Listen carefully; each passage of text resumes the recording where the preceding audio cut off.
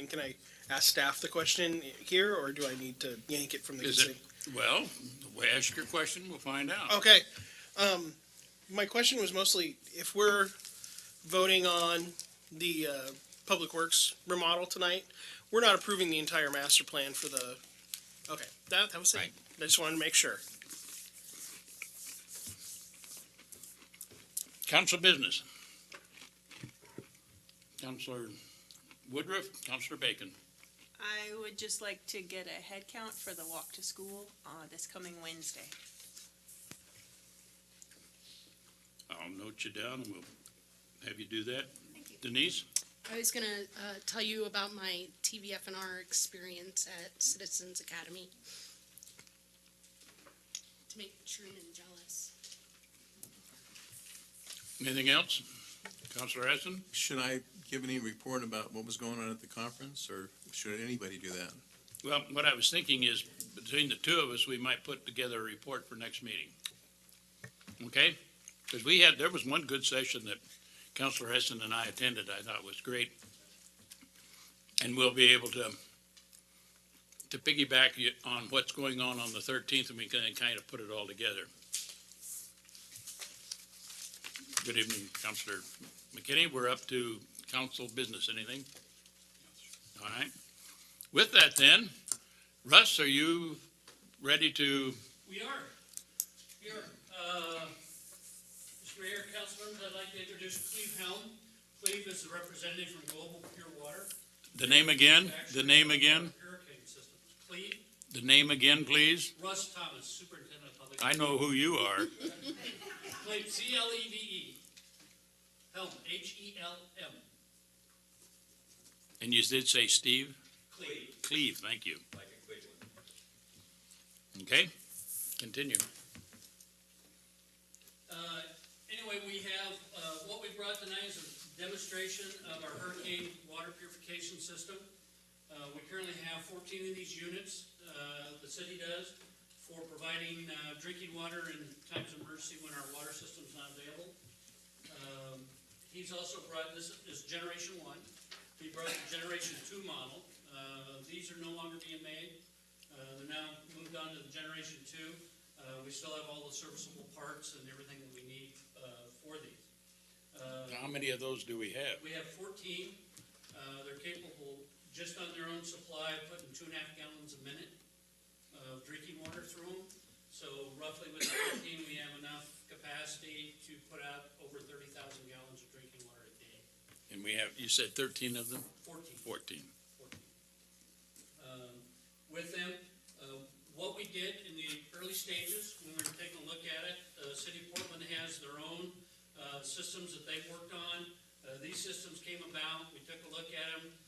We actually took it down and did water samples out of the Willamette River and Hess Creek, sent it to a lab, pulling water directly through it. The lab results came back, same quality as what we're putting out through our water treatment plant with that. The city of Salem did the same thing in a couple of their creeks in downtown Salem, same results from different water sources. Very impressed with them. They're portable. The entire unit is right here. It can run off of its internal battery for a period of time. It has the ability to run off a 12-volt power supply, so a car battery, a power source off the vehicle, 110. Or if you have another pressure water source, you can actually push water through it. So with a gas power pump or something of that nature with the connections, you can actually push water through it and make it work. It has a pre-filter on the side, and I'll let the expert get into it here. You're doing a good job. It's like, why am I here? No, I'll let the expert get in here in a minute. Has a pre-filter for taking out things down to 0.5 microns. 0.5 microns. And just to give everybody a little background, I provide you a little thing on what is a micron and how big is it. So the pre-filter takes down to 0.5 microns. We've got a ceramic, silver impregnated filter that the water goes through. The silver is actually what renders all the biologicals in it neutral, makes it safe drinking water, and then it's filtered through the ceramic filter and produced. And we're gonna do a little demonstration for you. We're gonna actually run one of our units. I've got some water that we're gonna make muddy for you, and I've actually brought some cups if anybody wants to taste test it with that. The dirt is off of George Fox's infield when they took the infield up, so I got dirt from there, and we'll run it. But Cleve can tell you a little more about the design, the purpose with these, and where it's originated. And what we've got going on is I put the unit together and get it set up to run. So he gets to be my little helper this time. So what we designed is a system that's made for emergency water. The system was designed from a gentleman that went to Papua New Guinea, and while he was in Papua New Guinea, he witnessed twin girls that were sick from the water. There was a cholera breakout, and on the way to the hospital carrying these twin girls, their grandfather passed away on the way to the hospital, and that hit him pretty hard. You know, he's a missionary, he's trying to help these people, and people are dying from water, and this is a water guy. And so when he came back from Papua New Guinea, working at Sandy, he said, I gotta make a difference. And so this entire system was designed on the Willamette River. And when we joke about the fact that we can make the Willamette River drinkable, it's a serious measure. I mean, it makes it a lot more, it makes it a lot more user-friendly in the fact that we know that these water sources that we're impacted most on can provide us water. This system, you know, when we first started this one out, it does anywhere from 28 to 3,000 gallons a day. The change into the new one was because we wanted to get a more compact system and a more easier system. It's a single primary filter. The primary filters here are a poly filter, and what they're designed to do is remove the sediment. And what that does is it gets all the dirt out of there that you're going to see collect in it as soon as he turns the system on. This one's cleanable. Both filters are cleanable, and you can do 18,000 gallons through a set of filters. So that in itself, you can constantly take these out, use some clean water, rinse them out, put them back in the system, and you now have a working system again. It takes about 5 minutes to clean the system up and get it more back and operable. So we made the system to where we can make it portable. It's not restricted to any water source. And when he was talking about flowing, you don't need a trash pump. If I can get 10 PSI through the system, I can gravity. So that means if I elevate a tank 22 feet in the air with 10 to 20 gallons of water, I can just run it through. I'm now actually producing drinking water. So we don't need a power source in a lot of cases. We recommend having those power sources so that we can produce more water and service more people. Because if you look at it, when you're looking at 2,500 to 3,000 gallons in a day, that's 2,500 to 3,000 people per system. So that makes a big difference out there when we can spread these out. And the whole goal, and when we worked with Russ on this, was to get enough systems in this city that we can spread the public out. And that way, we're not congesting everybody to one standard area where we're going to have sanitary areas. And where we learned that was in Katrina, when they housed everybody into the Coliseum in New Orleans. They created a disaster within a disaster. There was no restroom facilities after the first 4 hours. There was no water or anything else in that area after 6 hours. So we created a disaster. And so what they decided to do is try to figure out how we can impact that. So the plan that we've been working with Oregon Emergency Management is to figure out how to disperse public and get them out of one staging area. So I think we've been talking about churches, schools, all those areas. We can set these water systems up. If the fire departments are deployable and they're available, use those. They're a fire tender that can go pump out of a river and pull it right to you.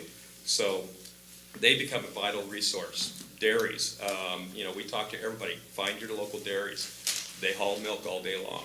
And in an emergency, they're not hauling milk. They can haul water. So we look at those resources that we have available. The system's made to set up, he's set up. And in less than 5 minutes, you're actually producing drinking water. You're screwing in the tap. You put some pipe thread, Teflon tape on there, screw it in. There's an elbow that goes down on the bottom. You screw that in, put the hose in to that adapter, and drop it in your water source. You're set up. There's a switch on the front that we turn the pump on with. It's a similar pump to what they use in travel trailers. On the new design, it's a little bit bigger. It does it's 4 gallons per minute as opposed to 2 gallons per minute, or 3 gallons, I'm sorry. What this system's designed to do is once it cycles through and fills up all the filters, what it'll do is it'll allow it to, you got it open? Okay. Once it fills up and it pressurizes, you can close the valve here and the system will pressure up and stop. That way you don't have to keep opening up the system and turning it on and off.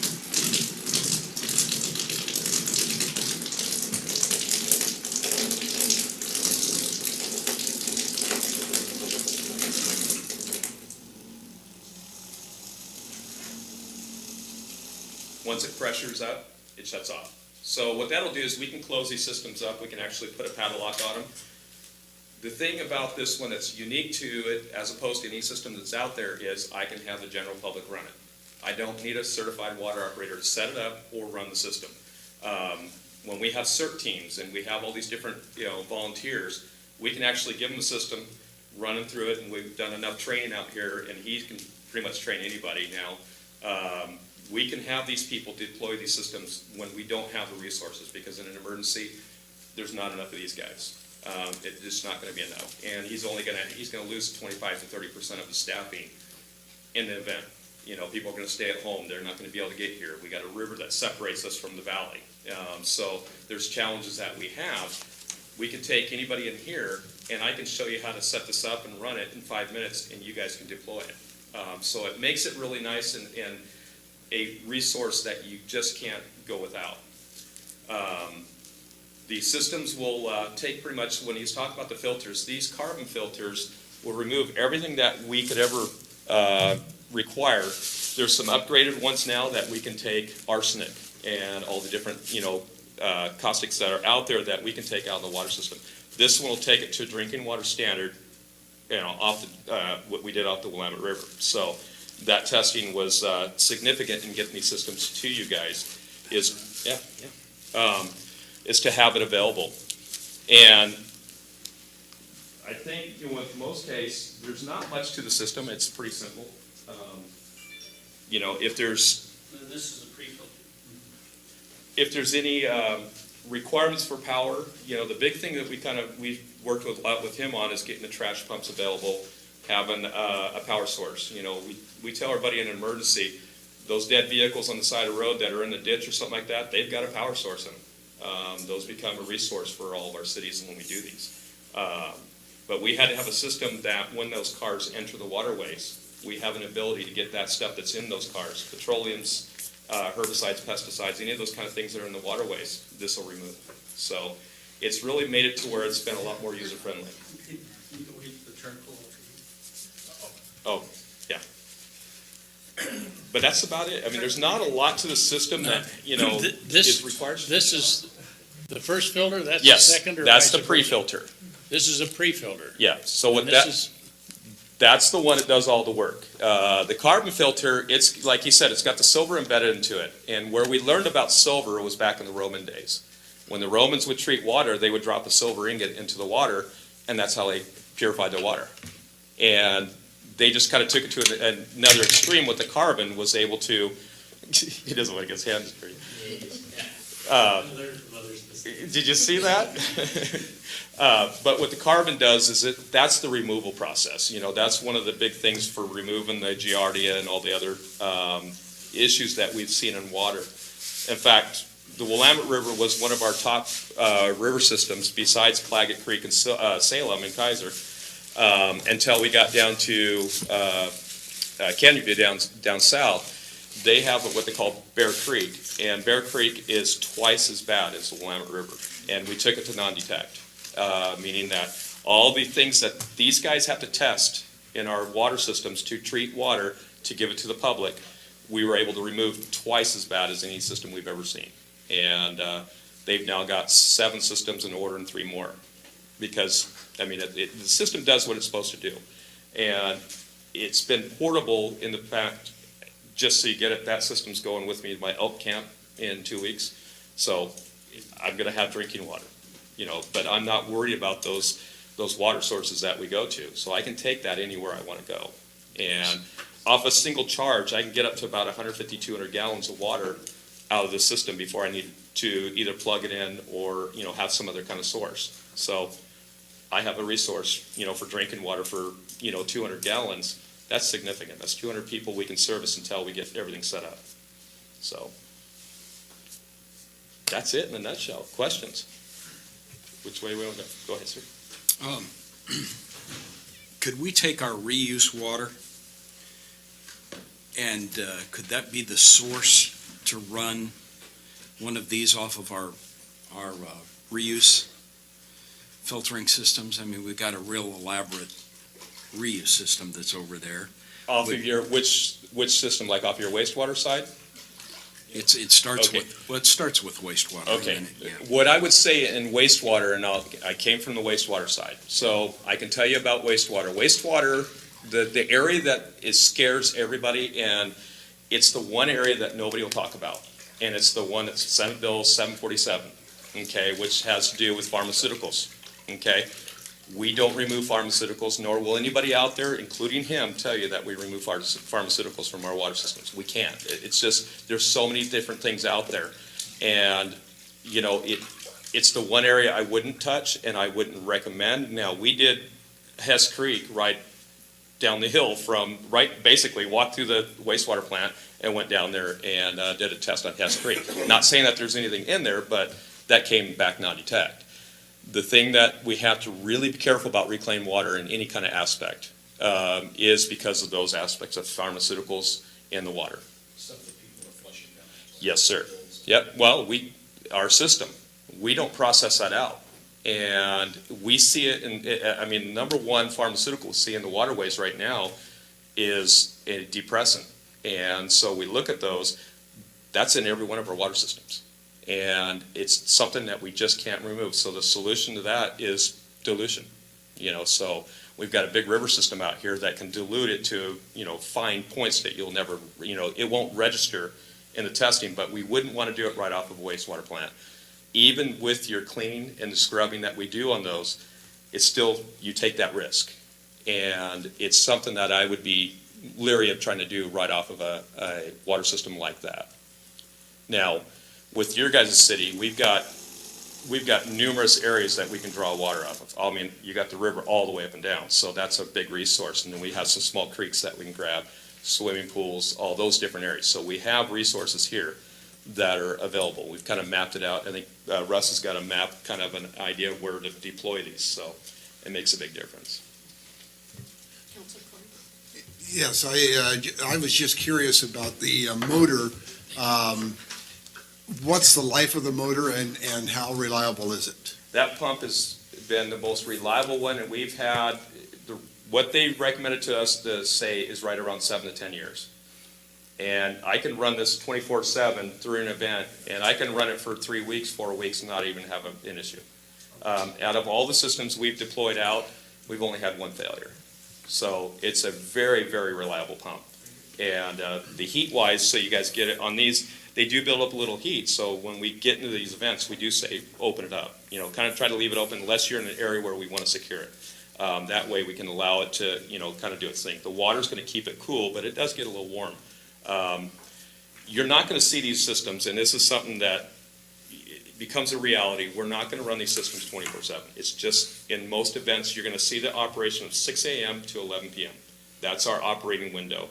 That's when people go to sleep. That's when people are trying to rebuild. So that gives these guys and everybody that's out there responding-wise time to reset and get everything ready for the next morning, because people got to sleep. In the very first 24 hours to 48 hours, yes, these will be running 24/7. Storing water, that's a big question I usually hear at these events, is how do we store water? You can store water as long as we treat it. I mean, we want to put a cap full of chlorine to every gallon of water, or every 5 gallons of water. And why we do that is so that it doesn't build back, bacteria, that once we've stored it, bacteria can regrow. It's been through this system, it's purified, but bacteria can grow in any kind of containment, any kind of containment system. So there was another question that I had. Okay. City manager? Remind me, how much do they cost each unit? And How many of these things are deployed across the state? Right now, we're probably at about, I think we've got about 300 or 400 systems out. I mean, I don't write them down all over, but we have, so the entire Portland Water Consortium has them. Lincoln County's got 14 of them dispersed out of all their fire departments. All the cities in Portland, most of them now have it, which is Clackamas, Gresham, all those, they all are responsible by their own systems. And the Portland Water Consortium bought it under the UASC grant and was able to get enough to get to everybody, and it was up to them, like Scappoose and all the smaller communities. But we've got them scattered, probably, I've got most of the state covered, or they're ready to go. You know, they just have to wait for budgeting. This system, when it originally came out, was $27.50. We gave a discount because of the quantity discount to you guys, which was pretty significant, along with the filters. That one now is $28.95. So it only went up $200 to get a system that I can get about 700 to 800 gallons, if not 900 gallons more. So it was significant, but it wasn't enough for us to say, hey, we're going to throw more, you know, make everybody pay more. We wanted to still keep it within a $3,000 range to keep those budgets available. And when if you look at that system at $28.95, and then you have a set of filters, I think it's going to cost you about $150. You're right at that 3,000 mark. And for small communities, that's big. That's a $3,000 bill for them is huge. But for some of the bigger communities, we can absorb it in some other ways, but we still have that resource available. So. You said earlier, this is a 12-volt system? You can do it 12 volt, 110, 220, solar, and gravity. Okay. So we've covered all gamuts. So there's no reason we can't produce water.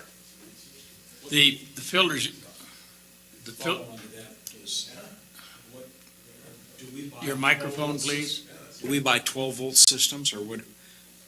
It covers all of that. It's all in one. Oh, you just turn the dial, huh? Well, what we do is when you plug it in, you can plug, so the adapter, so you guys see that.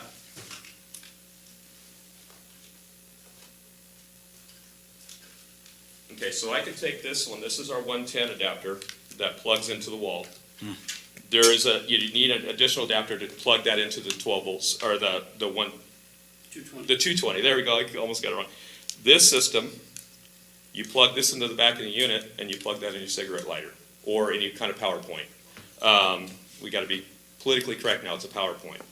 Okay, so you plug that in your PowerPoint, you got 12 volt. There will be another adapter when you get a solar panel. It's the same adapter, just needs to have that plug, which we have, and then you can plug that into it. Gravity, basically just get a resource that's coming in and feed it into the system, and you've got flow. In some tenders, some of the older tenders, I can actually gravity right out of a tender right into this. And a tender is basically your pumper truck or your big water truck that you have for your fire departments. And that tender in Falls City, they can directly feed right through it. And so that was their big selling point because they have an older tank. So, but we're not limited, and that's the big thing about it. Yes, we have to be close, and one of the questions always comes up is how far do you have to be away from water? This hose is what we have set up for that reason. We have it because this is a push pump. It's the same thing as in your travel trailer setups, just a little bit different. This is an industrial pump, but it pushes the water. It doesn't pull the water. So we have to be a little closer to the water systems. But without that, that's it. Yes, sir. You passed the filters around. Yes, sir. Is there a capacity to carry, the filter lasts for how many gallons? 18,000 gallons. Do you have an auxiliary pair or set or He's whatever got backups. that goes with the set? Yep, all these have, the difference with Russ, and I'm gonna tell you guys, and I talk about him everywhere I go. Russ was one of the very few that got it right off the bat and ordered extra filters. And he ordered enough to carry us through an event. But he's part of that, group with emergency management, so.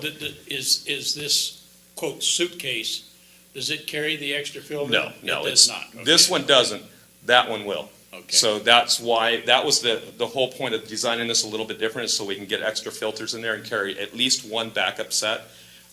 Because what we like to see, and this is kind of something we were gonna have, he's gonna put a log in here, is When we do an emergency and we go to clean these filters, one of the big things that we want to see is we don't want downtime. So you take that set of filters out, you put them on the log, you put the new ones in, and then you go clean these. And then you're constantly running. You never lose that time, and you can keep servicing the public. You know, I mean, we've got City of Eugene right now, they designed a water bar. And basically it's 5 spigots. This only puts out so much pressure. It's not gonna come out the same the same it's gonna come out of that single in all 5 of them, but the philosophy behind it was, I'm servicing 5 people. Even though the flow is gonna be significantly lower, they're servicing 5 people at a time. The public sees it as 5 people. So there's kind of some thought process behind it. I get it, and it's smart, but it's not gonna come out any faster. It's not gonna come out the same speed as that single tap, but it's that mindset that we try to create. And with these, when you're doing these 18,000 gallons, it takes a while. That can be anywhere from 6 to 10 days. Depends on how hard we're running these systems.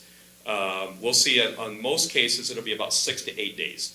But in like smaller communities where we only have 3,000 people in there, you're gonna see these systems not ran, but maybe 6 hours or 7 hours. So there's gonna be places where this is not being used in your community as hard as in others, because we're just the way the layout of the land is and how many people come to it, so. The intent for these is solely for drinking water. Yes. That's the sole intent, is to provide drinking water to the public. Leslie? I guess this is a question for Russ, actually. I bet you have a plan in place. So if we need these, are there locations already set? Like how does that work? Currently, right now, we have all 14 of them together in one building, so that if we have a major Cascadia event, and all the buildings go down, we know where they are, and they're easy to retrieve. We have gone through an evolution talking about locations, primarily churches, that we can distribute water, but we have to have the water sources. So primarily the Willamette River is going to be a water source for us. Hess Creek is going to be a water source for us, and Shalem Creek is going to be a water source for us. And the idea being that we can produce the water, people that are there, we can get water to us. We do have our flusher trucks. We have 2 of them. Again, with the chlorine, a little bit of chlorine in there to sustain it, we can put the water in the truck, take the truck to those sites to be able to distribute water to the people. Is one of the things. The biggest thing is, where's the water at? I mean, we can take it out of a swimming pool, we can take it out of wherever, but we're very limited on where the sources are. We've got Hess Creek, Shalem Creek, and Willamette River are our basic sources that run year round.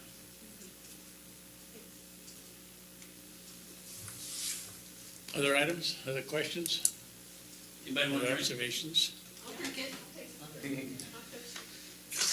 Well, you'll get to watch the filters turn dirty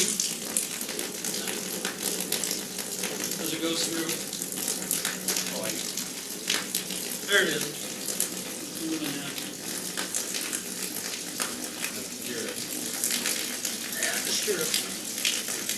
Now, the last time we did a training course for Russ and his group, he had to bring this real dirty water with chunks and stuff, and it plugged everything up. So we're hoping he got a little lighter this time. Yeah, we really did a number on it. You can see the dirty water's gone into the primary filters. They're no longer white. And I actually ran this earlier today and cleaned them, rinsed them out and cleaned them, put them back in. The same filter. Just as, the nice thing is the manuals, we got a manual in every one of them as well. That has the information on it. So the cleanability on these, and it's kind of an easy step, it's just a reverse process. You take your secondary filters, which is your carbon filters, you run a clean bucket of water. We always say, get some clean water. You run it, you take these out first, you clean them in there, because that's your purification process. So you want to have clean water when you do it. It takes the little green scrubby in that thing. It's just a little Scotch-Brite. You clean the outside surface of it, and then put them back in. They're done. They're ready to go. Then you take the secondaries. That's what I do, because those always get dirty. And then you clean them in that same water. and put those in. Those could be cleaned in the same source that you're pulling from, because they're not as important. All they're doing is just removing the dirt and collecting as much as they can, so that the surface of this doesn't get caked up with all the dirt. And you're cleaning water. And that's good chocolate brown. Russ, can I?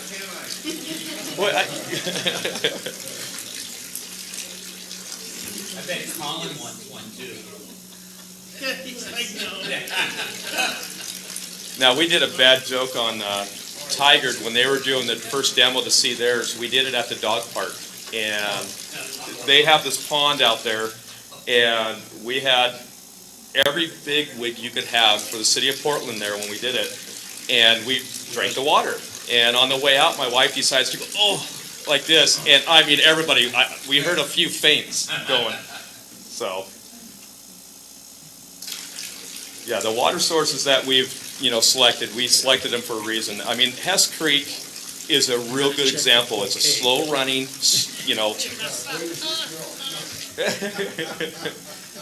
Oh, we didn't say anything about that. Now, I will say this, there has been water systems that I can't get all the smell out. I mean, they challenged me on one that it was pretty bad, and it was really sulfuric. I mean, it's the best way I can example it, but we've been very fortunate. The only place, and one of the questions that on the coastline we get is, can we get salt water? And salt water we cannot. We can do a certain amount of tide water, which has been diluted, but we can't do direct salt water. That takes a desal unit. Anyone else? You sure, Colin? Mr. Mayor, can I ask another question? You certainly may. So, Cleve, you mentioned the silver. Where is the silver in this system? It is embedded in the carbon. Okay, thank you. Okay, so that black filter's got silver embedded all through it. And that way, it's always, the water's always coming in contact with silver all the way through. So, come on, boy, you didn't touch the filter? I know, I'm on video of that one.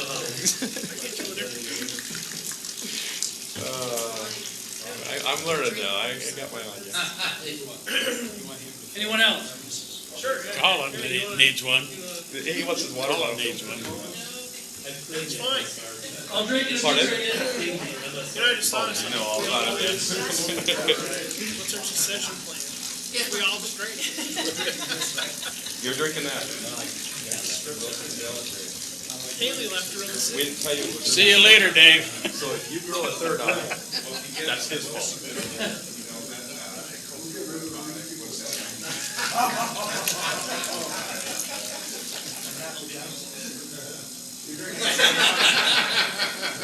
We all get a day of vacation,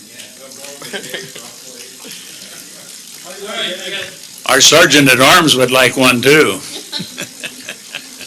yeah, he ran away. See, that's why we have the speakers on out in the lobby. He just brought up a good thing. I get asked at a lot of conferences that we go with his and stuff, and I would be a billionaire if I could figure out how to produce beer out of this.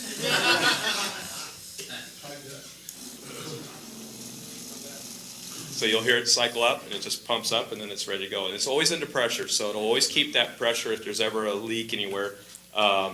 It'll maintain that pressure. Right, now we're through. What do we do with it now?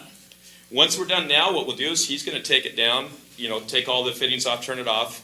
And then what we'll do is we'll take this outside, most likely, so it's not in here. But under a normal circumstance, what he'd do is take all the filters out, clean them, let them air dry, and put them back in, and it's ready to go. So it's deployed. So you want to air dry the whole entire system so we don't build up anything. These carbon filters will not allow bacteria to regrow because silver's always in them, so there won't be any bacteria growth there. The primary, or the primary filter, which is it's just a poly filter, that can build a little bit of bacteria depending on what you're drawing through it. So we recommend that they get dried, clean the system out, and I generally recommend that people run a little bit of chlorine through them. Just take a little 5-gallon bucket of water, put some chlorine in there, run it through the system. That'll kill all the bacteria that's possibly in the lines, and then it's dried out and ready to go. He's done a couple, we've done probably, 3 or 4 now, demos for all the guys, and each time we'll clean the system out and get it ready to go. The system, what we recommended with him, and he's one of the only ones that, wherever it went, he's got a chart. And we recommend people doing this is to charge these things. You know, you charge it in the spring and the fall. And what that does is, the springtime, right before, before vacation time and everybody's getting out for summer, we have these charged, because that's the busy time, and he gets real busy. And the fall, we're getting ready for winter, charge them up, and that's all we have to do. And so we keep it on that cycle, so that we know that these systems are ready and charged and going, so. And we know the battery's gonna take the charge and be operational. Yep. Otherwise, it's not, we replace the battery. On this original system, the only thing it didn't have, basically, that system does, is there's actually a meter on that one. We were able to, I think from all the public works guys that we deal with, they wanted some kind of meter on there to know when that battery needed charged. And so we actually added it to the new system. So we can just push the button, we know what the charge is. Or while you're running it, we can know what's left on that battery and know we gotta get a plug-in source real quick. Is that a particular type of battery, or is it of a battery of rather universal use? It's universal use. In all your emergency lighting in buildings, that same battery can be used. The nice thing about that system is, or in both systems actually, is I can go get a 12-volt battery out of a car. That's why I say cars become a very good resource. I can take that 12-volt battery, set it down on the ground, clip it to this one, and it's gone. So those resources, we've talked a lot about this in Oregon emergency management, is some of the resources that we see out there.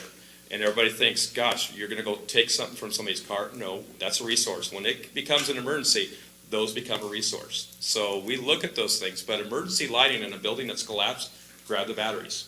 Those are huge. The exit lights that we have in here have the exact same battery that's in this unit. It's a, Yep, so they're readily available. Buildings are, I'm a scavenger. While I was in the military, they had me there. When we went to Desert Storm, I was the scavenger. I collected a lot of stuff. We had a pretty good little stockpile buried in the ground. I won't say what, but there was a lot of stuff. So, I know how to get a building tore apart and find things that we can use, so. you're in the S4, right? Mr. City Manager. Where is this built at? Oh, that was great. He's kind of said something. This is actually built in San Diego. So it's American-made. It's built, and the systems right now, and we're going to keep it this way, are built by disabled vets. So we kind of, teamed up with a group of guys, and they are just awesome, and they do a great job. So, me being a vet, it really kind of hit home to me. But these guys are disabled, and they needed something to do, and it's perfect for them. So we have that done. It's done in San Diego. And then my wife and I are right now the only ones that are selling it. We're going to bring another group on that is in Idaho, Montana area, and but we're going to kind of cover the whole western tier, all the way to Alaska, which I can't wait to go back to. So, any other questions? Oh, it's got to Scott. Thank you very much. Not a problem. Thank you for having me. I appreciate it. Great questions, and I appreciate your time. Now, from Russ's perspective, is there anything else we need to know right now? Not at this point in time. As he mentioned about the second generation, we have done a demonstration for the Friends community emergency team that they put together. Dan Wilson and I went out and did a demonstration of the unit for them. Out at Meadows? Out in the Meadows. Meadows, okay. I thought it was well received, and this is information that we, talked about getting out to the other church groups, hospital, the other places around town. For the cost, less than $3,000, you have the ability to produce drinking water. You think about how much drinking water you're gonna have to store for 3 days, 3 weeks. Is that the retail on the new ones? It's $28.95. $28.95. Yeah, and I think what we talked about too, and this is something, when we started mentioning churches and stuff, if you can offer these to those churches and then cycle to the newer ones, you're actually increasing your flow, but you're also giving them a resource that they can purchase, because we don't just give it to them. In most cases, we can get them to purchase. And most churches are looking at this right now. I've got 7 churches right now that are trying to fund it, including my own, that are wanting to fund them, not only for their church, but for their mission work. So, but they are looking at right now, trying to have those as a resource. And at Lincoln City 2 weeks ago when I was there, they're getting their church, their schools, everybody's there. And schools are a great one, just so you guys look at. Schools have a different funding ability than we do. As a city, we have our own funding, but as a schools, the school districts are actually getting funded through the government that'll help them get those resources. And there's nothing wrong with the system. That's just an upgraded system that's better for the city if we can cycle those into some of the resources that we need and, you know, get the care homes and get the schools and all those taken care of too. Because that takes the pressure off it, you know, these guys that are first responding. So. See how hard I work at doing this? Look at me. I'm usually the one doing this while my wife's talking, so this is great. Well, I appreciate Cleve coming to put this on and be here for us. I didn't cough. I was doing pretty good. Set up time to bring this in and open it up. Set up time, Russ. 5 minutes. 5 minutes? 5 minutes. If we had to take it, if we had to remove it from rubble, get them out, get them to a location, set it up, it's a matter of how long does it take us to get them out of the rubble? Half hour maybe. Transport time, getting it to wherever. On site, 5 minutes, it's producing drinkable water. And that's public setting up, you know, because once we train everybody, and this is kind of what we encourage is getting with CERT teams and all that, is to get these people trained. I mean, everybody here literally could run the system pretty quick, and it wouldn't take much. I mean, basically, you're hooking two things up, putting a hose in the water, and you're going. And so, you know, just a little bit of the maintenance side is what we want to make sure everybody knows. But you guys are a resource also, and this is your city. So it's a good thing to kind of have familiar with what you have a resource. He's the very first one out there. Actually, he was the third in the state to have this, but he's the first one to completely cover his entire population. And he's been so good with the APWA and all those that we look for guys like him, and we wish we could have him in every city because he does get it. He does get what we need to do for our public, not just in water, but in other resources. So he's been a very good friend to have in this industry. So I'll pay you later. Thank you, Cleve. Any other questions or comments? Thank you again very much. Yes, sir. Thank Appreciate you. it, certainly. And continue with what you're doing there, and we'll continue with what we're doing. you guys are doing great. We have a little extra time, so let's get Yeah, we'll take it up, sorry. a comment from Leslie on what's the date on that again, Leslie? So we'll go from So the walk to school day for any school, but Joanne Austin is putting on an event, and that's where I work. And that is this coming Wednesday at 8:45 a.m., meeting at Northside Community Church in their parking lot there. So That's on the 5th then? The 5th, Wednesday the At 5th, what time? 8:45 a.m. And then where's the meeting place? Northside Community Church, 1800 Hoskins Street. Hoskins and Crestview. Boston? Hoskins, Hoskins. So the PE teacher is organizing this, and she just asked if she could get a head count so she knows who to expect or how many to expect. So What's the north side?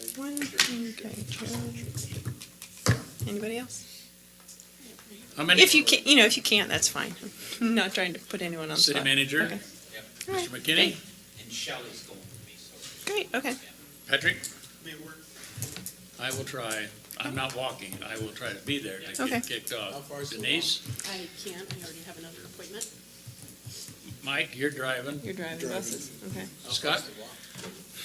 Not, Long walks, maybe. yeah, Real long walk. They're Yeah. pretty long.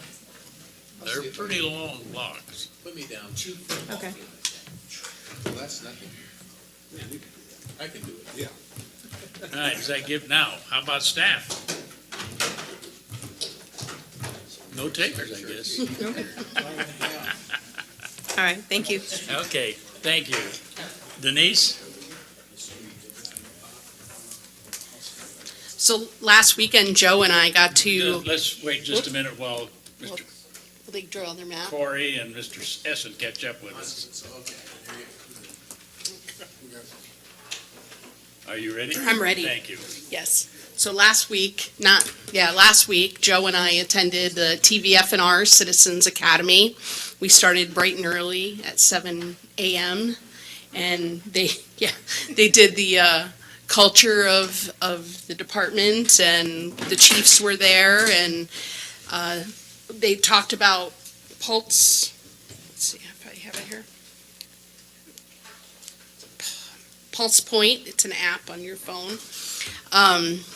We got to witness a medical emergency, which Pulse Point will tell you if there's a medical emergency close to you that they might need help doing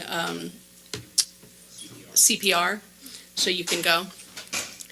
And then we spent a little bit of classroom time, and we went out and we got in our turnouts and learned how to pull fire hose off trucks and put fires out, and we got to drive the fire trucks and cut open a car. Joe was the victim in the car crash, so they were cutting the car, the professional fire people were cutting the car open with Joe in the car, and then we got to just continue cutting it apart with their very cool tools.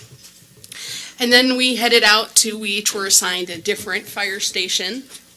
And I only got to go on one call. I woke up in the morning and I was like, did I sleep through it? And they had big smiles on their face and said, no, we all slept all night. And they were quite thrilled and invited me back. Said I could come anytime I wanted. And so I was in Tualatin, which was supposed to be a very busy station. Turned out not that day. And Joe was... Two calls from the Wilsonville, but we saved. So two calls in Wilsonville, then one of the women that was there that we responded to, they saved her life right there on the street. So. And I felt kind of guilty that I wasn't here in Newberg, because there was a call every 10 minutes here in Newberg that night. So yeah, it was pretty. But it was, if you ever have the opportunity, they were kind. I mean, they knew we were old and fat and not firemen, not trained, so they treated us pretty well. But it was fun and eye-opening, and they were super kind and very generous with their time and resources, and it was fun. Thank you. It was worth it. It was good training. Will they be doing that again? So others may have an opportunity to participate. Very good, very good. I'm glad to hear that. There's nothing else to come before us at this time, then we're going to be at ease. We're going to adjourn the work session. We'll be at ease until approximately 7 p.m.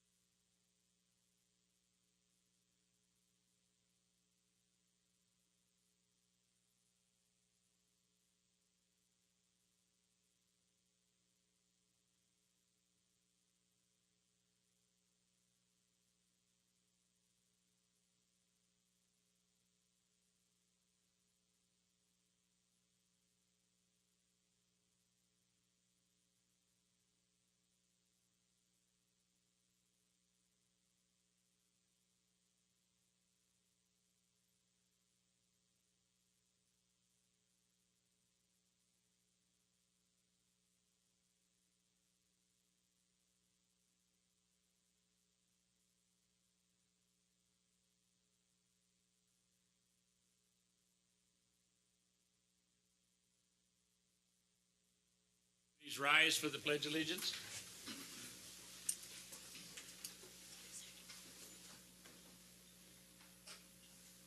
That includes the press. I pledge allegiance to the flag of the United States of America and to the republic for which it stands, one nation under God, indivisible, with liberty and justice for all. May I have City Manager's report? Joe Hannon, City Manager, Mayor and Council, wherever she is. So the first one is part of my report. It's an introduction, and you know her already, but Rosa Oliveras, and we described the last time. This is your new community engagement specialist, and she's in the process of making the transition from the library, where she has been the Hispanic librarian, to City Hall, where she takes on her new role. And part of what's going to happen over the next couple weeks is she'll be contacting each of you, and the goal, as she hears from you, one of your council goals this year that is the reason why that position was created, is around community engagement, engaging our town and the people here.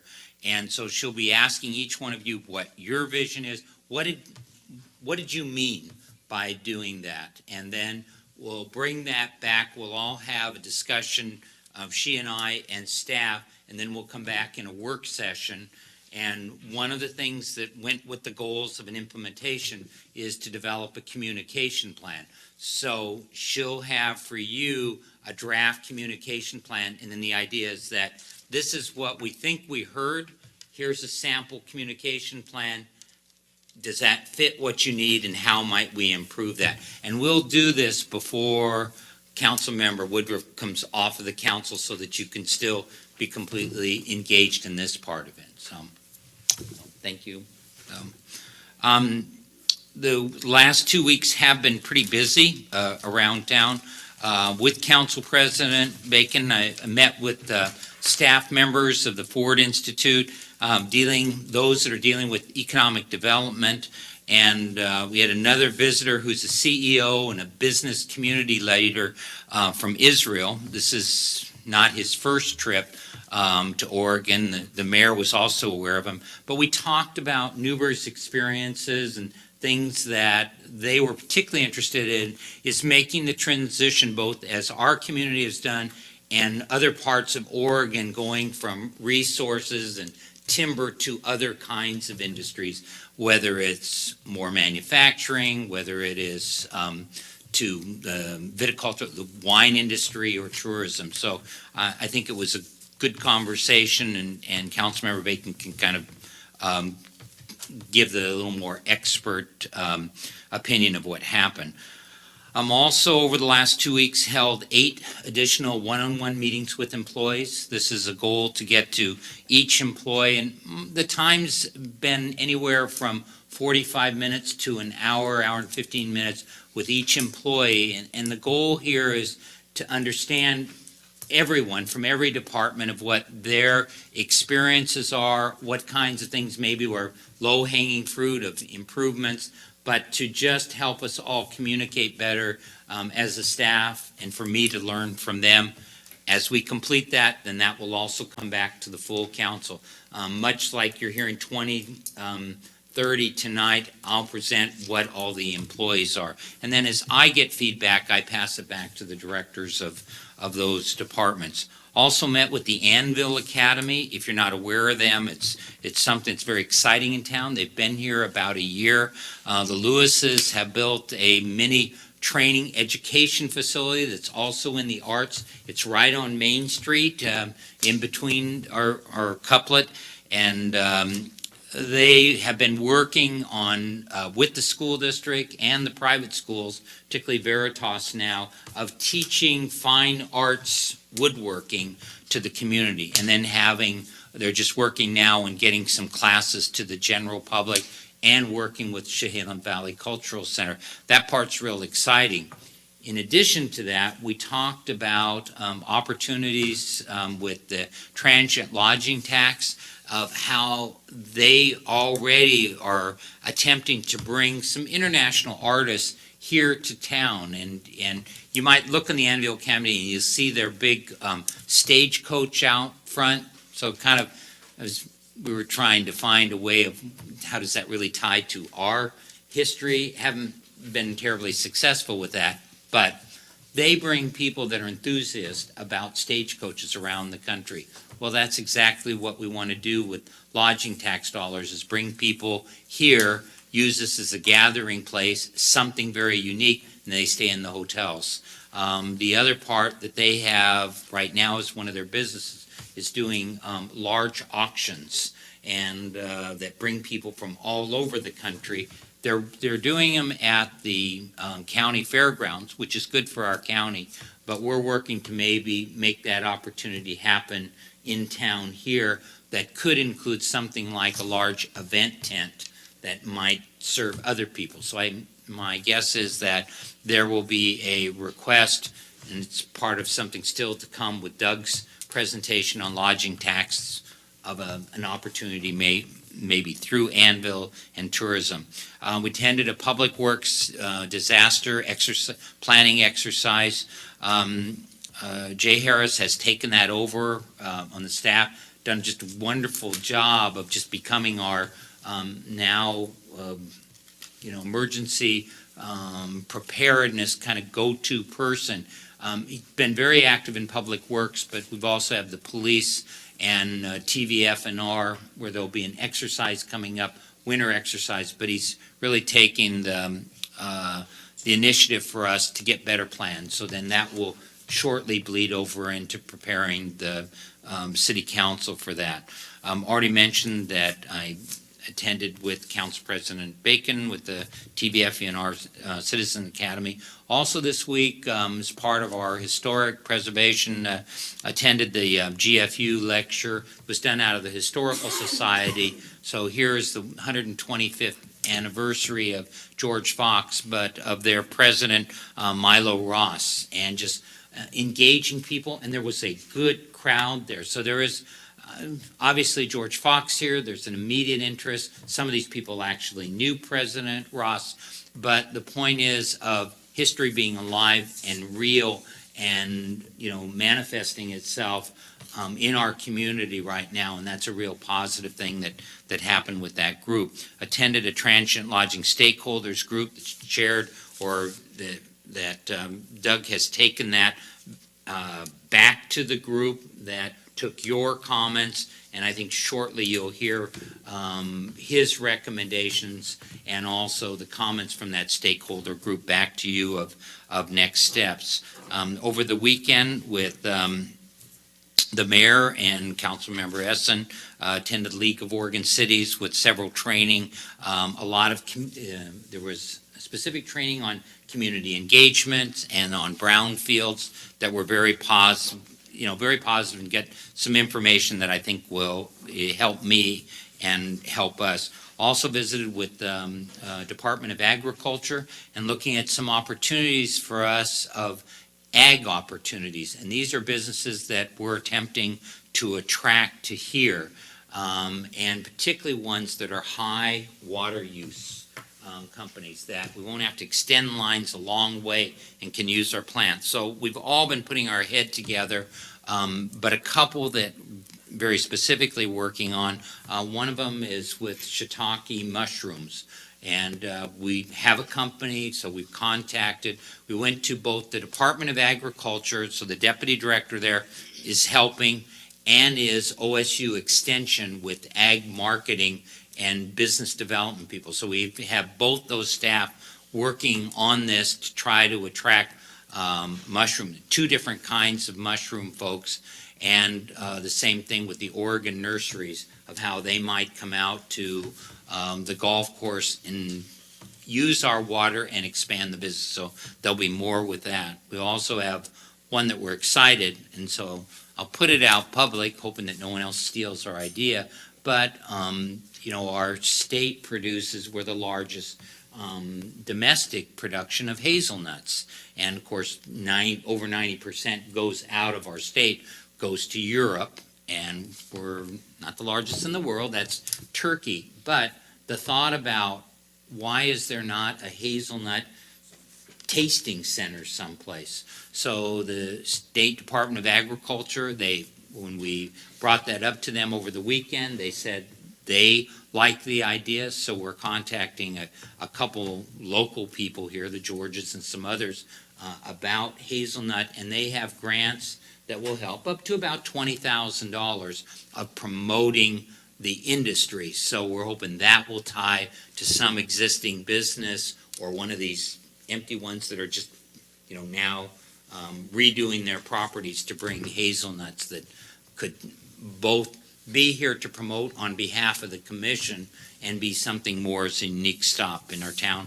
And we're the hazelnut area to start with.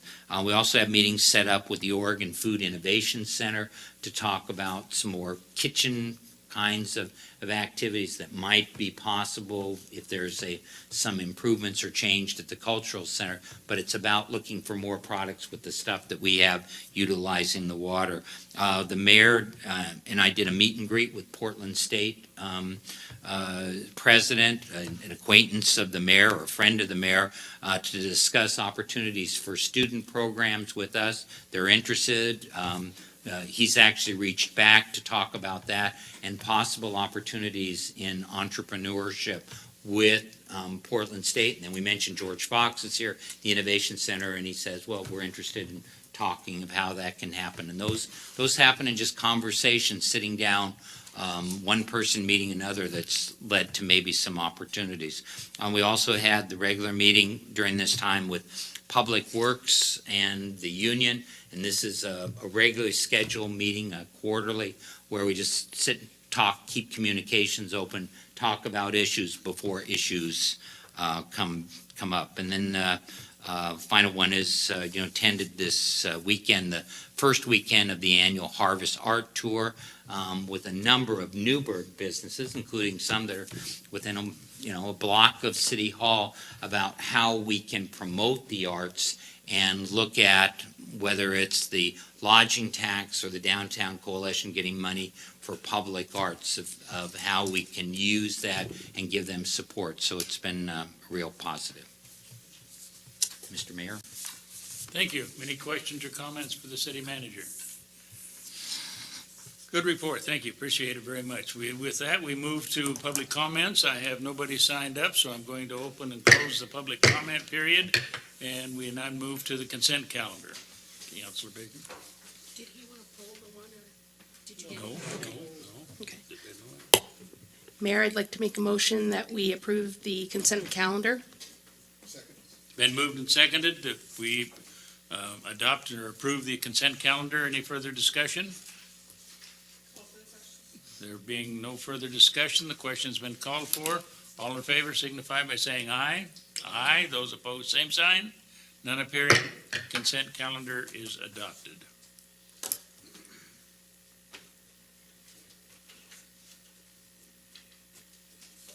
And with that, we move to new business. And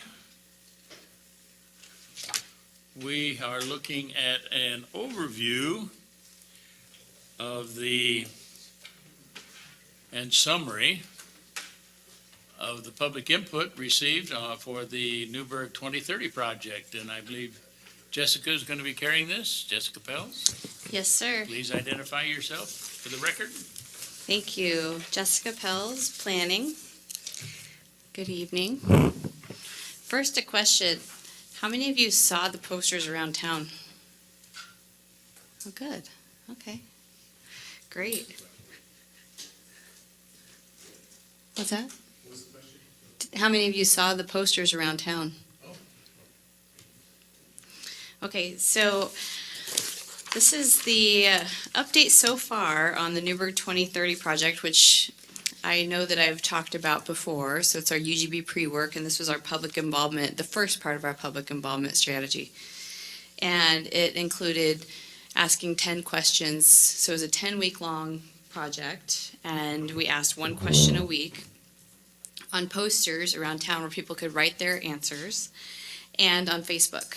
using a Newberg 2030 Facebook page, and I shared the questions on the Newberg Dundee Citizens Info Group page, so it got a lot of traction. May I ask you a question right here? Yes. It fits in with, I think, where you're getting started. Your posters, you asked the question earlier on the posters, were placed at 5 locations. That's right. And I need to know why just those 5 and not maybe a couple of 3 or 4 other places where people congregate, why you didn't choose those? Sure, that's a great question. Really, the answer is manpower. I was making the posters myself and going around and putting them up. Oh, we have to deal with reality. And so, yes. So it might have been great to have them in other places, but they also, it's hard because the coffee shops, they don't have a great central space that they can dedicate to stuff like that. So I was trying to think of a kind of a cross section of places. So Friendsview Retirement Center, the Cultural Center, the library, City Hall, and Social Goods. So I thought that's kind of a cross section of people. Thank you. So the overall themes that we got were that Newberg has a great community feel, and I'm going to talk about next steps in a minute, and that part of that is maybe trying to define what that means. So Newberg has a great community feel, community events, spirit of friendliness and volunteerism. People like the size and location of Newberg. There's a need for better bicycle and pedestrian infrastructure, including multi-use paths and off-street trails. We got a lot of comments about bike ped. We need better public transportation, including better bus stops. We need to fix the roads and sidewalks throughout town. We're lacking family-friendly entertainment options. I don't know if you read the responses, but bowling alley came up more than 27 times in one question alone. Which, actually, when I do the 6th grade project, all of their ideas are often about entertainment. And so every year I think, we just don't have enough things for people to do. And so I think that's really something to think about, is like just family-friendly stuff people can go do. Whether it's a bowling alley or not, just some sort of community things. There's a perception that water bills and fees are too high. I also got the impression people don't understand why there's fees on the water bill, because it's still the idea that it's the water bill. There's a lack of affordable housing options. Citizens would like to see a thriving pedestrian-friendly downtown and development of the riverfront area. So the good news is we're working on that. Question number, go ahead. I like the bowling alley. There was a frequent reference to sidewalks and pedestrian access. Yes, Was frequently ran through the entire theme. definitely. It in the bowling alley. Definitely. Question number 2, which was, what is Newberg missing? That would make a great place to live. Got 200 comments through the posters, Facebook, and then I got a couple other emails. People sent me emails with answers. And question number 10, which was that one? What should we be working on? I can't remember now. Oh, in 10 years, we should have the following changes. Got 159 comments. So I think people really felt strongly about it. I think it worked really well as an outreach strategy because we heard from people we wouldn't necessarily have heard from, people that don't attend meetings, we don't have their emails. So I thought the direct engagement worked really well. In particular, the library poster was always full. And so that's really tells, there's a lot of people that go to the library that we would never hear from, parents. So I thought that was great. I also, some other takeaways that I got was that it's maybe some opportunity for the city to do a better job of public education.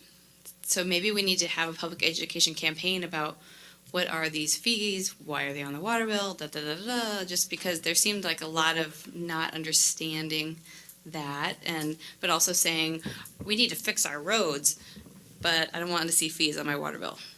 So there's kind of a disconnect there. Okay, so we had a meeting with the citizen planning committees, what they're calling themselves. That's our public advisory committee for the group.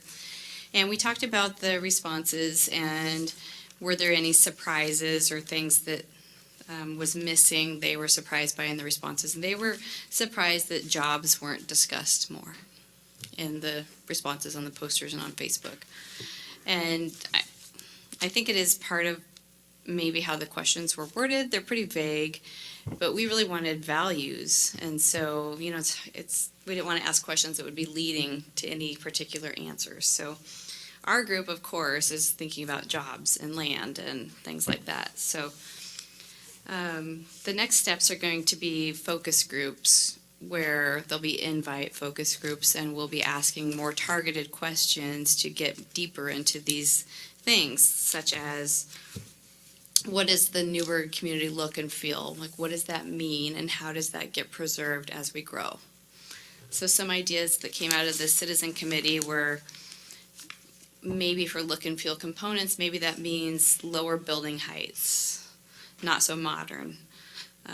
Trees on our streets, skinnier streets, to preserve the historic character. So maybe that new buildings would have to have some elements of historic nature, like brick or something like that.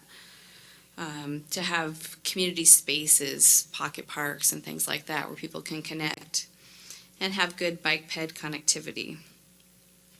And so I think it's our challenge going forward of how to balance all these things. And so some other things the focus groups will be talking about is the balancing between density.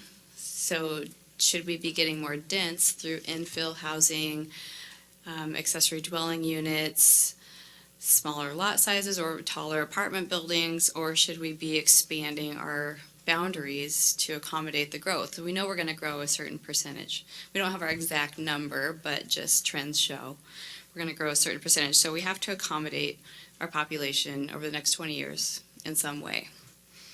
So there will be the balancing between density and land, things like parking versus narrow roads, so there's a balance there. Some of the they're called efficiency measures in the new administrative rule about urban growth boundaries. Some of those are removing parking requirements. So what if we removed parking requirements for accessory dwelling units? And that would mean they would park on the street. Or what if we removed parking requirements for downtown dwellings, so that our buildings downtown could add a couple floors of dwelling units, and that would increase our housing stock without expanding our borders, but that rarely happens because we have a parking requirement, and parking is expensive to build and takes land. So there's a lot of tough questions to think about, but I think the focus groups will be really great because we can ask those questions and get some perspectives. And so one thing, If I may again yes, ask, sure. In your early discussions on this, how do you relate this parking issue with the need for public transit? Yeah, I don't know. That's a good question. I mean, That has not been discussed. it hasn't been discussed. Thank No. Yeah, the values bring up a lot of questions about balance, and we did get a couple answers that said, stop buying farmland and developing on it. And, so then but we have to balance that with providing housing somewhere and jobs. Of course, it's long been a community value that you can live here and work here. And so we definitely have a deficit of commercial and industrial land that we'll be addressing. So that's basically the values and the takeaway. And then the next steps would be the focus groups. And so I'm certainly asking for suggestions of who to invite to focus groups. I'm thinking holding a couple, maybe 15 to 20 people each, and then we can talk in more detail about look and feel and what these things mean. So if you have suggestions, please send them to me. Councilor McKinney? Well, I wanted to compliment you on the posters because I think I went downstairs to City Hall and you had began to talk about the posters and different things, and the good response that I perceived at Social Goods, because they were bringing people's attention to the posters. The thing that caught me off guard, and I read this report, all 37 pages of it, is that I was caught off guard by how unbalanced the public's responses were in so many different ways. You get to the last page, page 37, people were saying no churches. Did you read that? And then the different railings, and of course there was also no dispensaries, so I was there. But I was really feeling for you guys, because you were going to have to make sense out of some of this nonsense that was listed here. So I guess I applaud the breadth of responses, but also I wasn't aware of some of the elements that were so readily expressing, certain opinions. No churches is just one of them, but I mean, there's several bizarre comments that came. Yeah, And I there's was certainly wondering- outliers. I was wondering if one location represented more bizarre responses than others. So it's like, I mean, yes, I would say that the library has had more that were most likely middle school age type response, where kids are riding on there. But there's outliers everywhere. okay. Yeah. But and, Certain and amount that of would have been random. true because of the different suggestions or citizens' response cards that we used to publish and you used to Which, disseminate to all of the counselors there. Yeah. But those could be pretty random too. yeah. So the randomness of the others, but I just wanted to go on the record is that to create balance in your focus group is probably one of the most singularly important things that that could be developed from here. How do we put together a coherent community that represents its residents well, with recognizing there's this pulse. This is a dynamic situation. Some people want to move rapidly. Some people want to move very, very slowly. Some people want to see growth in the city. Some people want to see absolutely no growth in the city. And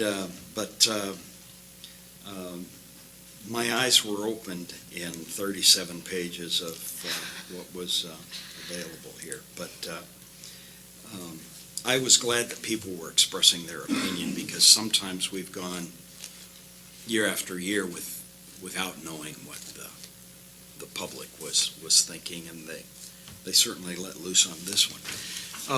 One other thing, Mr. Mayor, that I noted is that this was one of the first years that we began to adequately describe what the billing instrument is. And so continued education in that particular regard, I think, is helps build that response. The public utility fee is probably not well understood. The gas tax and the impending road bond, or some of the other things, it's going to be really imperative for us to educate the public to help achieve a level of balance that wasn't necessarily present in 37 pages. Right. Well, Councilor McKinney, if you have ideas for who should be on the focus groups, I would definitely like to hear. Sounds good. I do have a question, and one that, most of it made sense, and I saw many of the same things that Councilor McKinney saw, but I was surprised. I need to know, this was under poster response, what a Froyo shop is. Froyo, that's the frozen yogurt place where you go and you serve yourself and then you put on your own toppings. How do we know that? I know that. You need to go to the Froyo shop. We used to have one, but we don't anymore. That's right.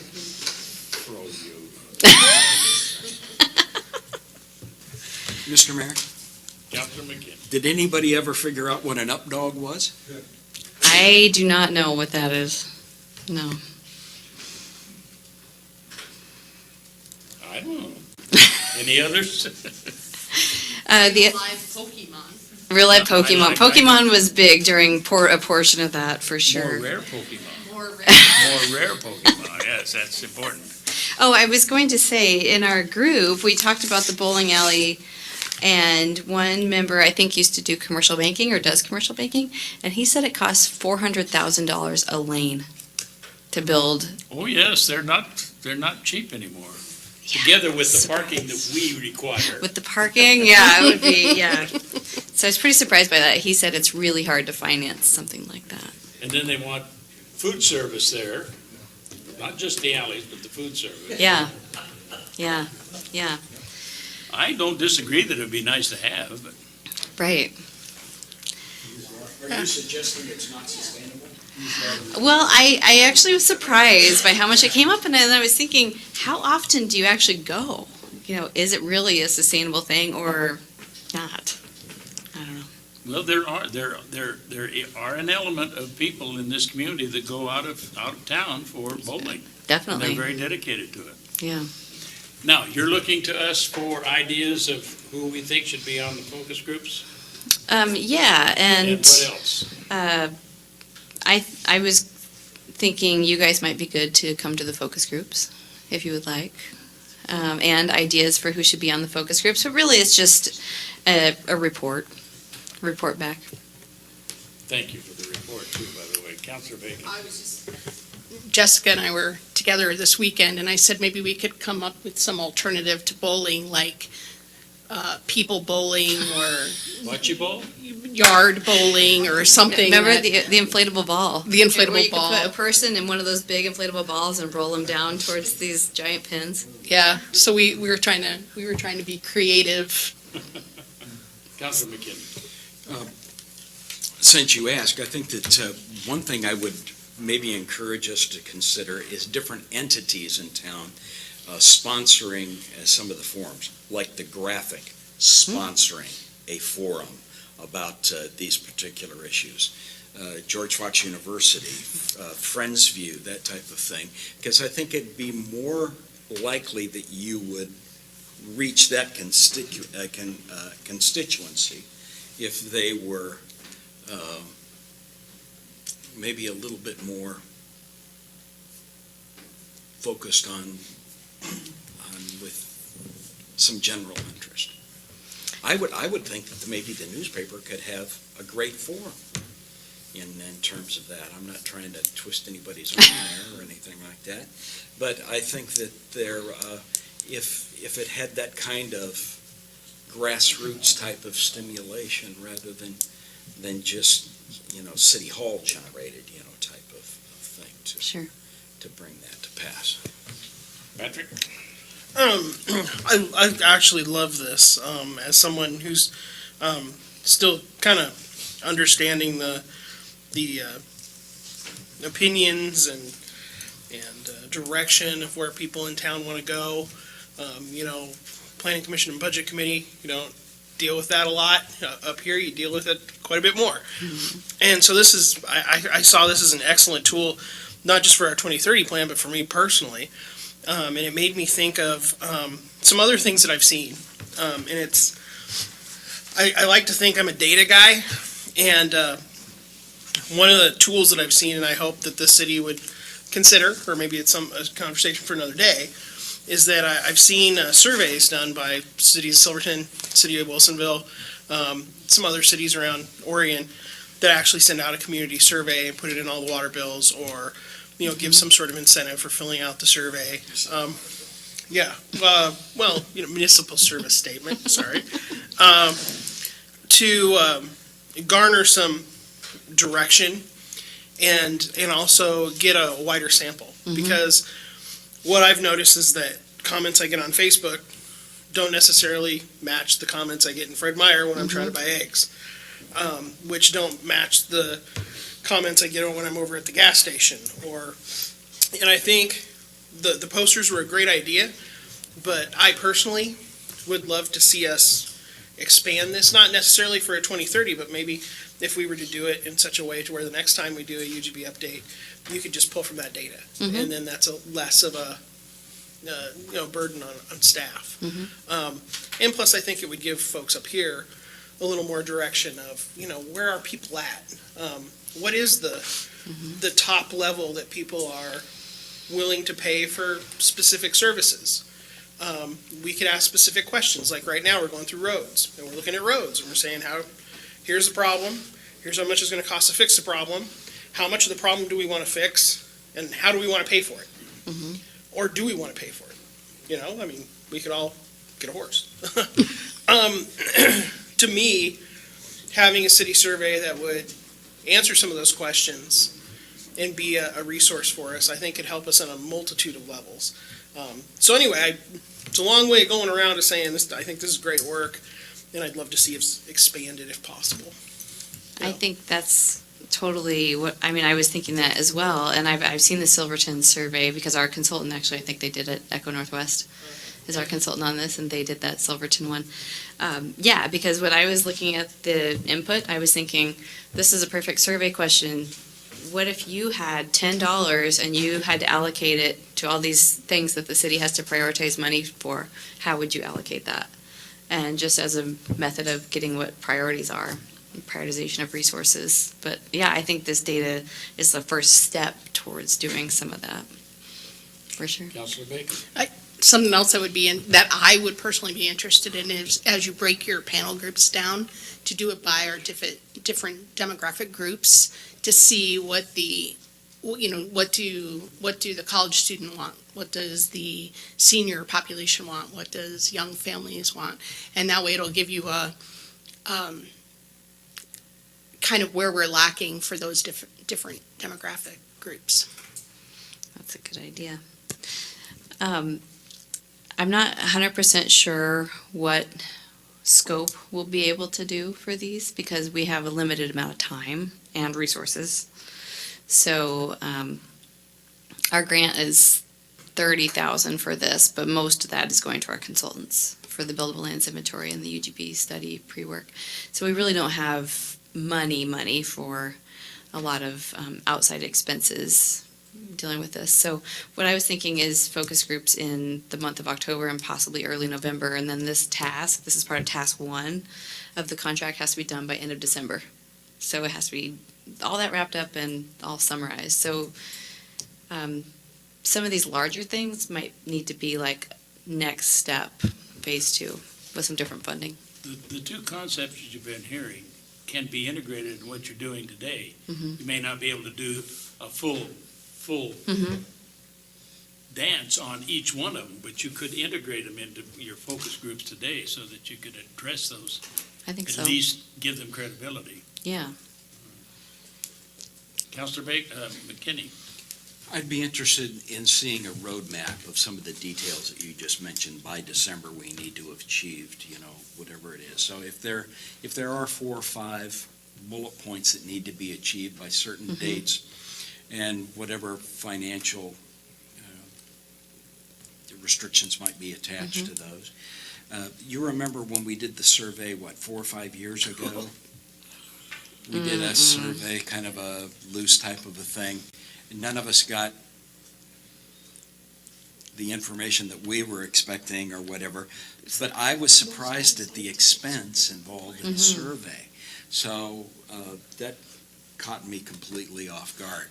But it would have to be something completely different than what we tried a couple of years ago, because it did not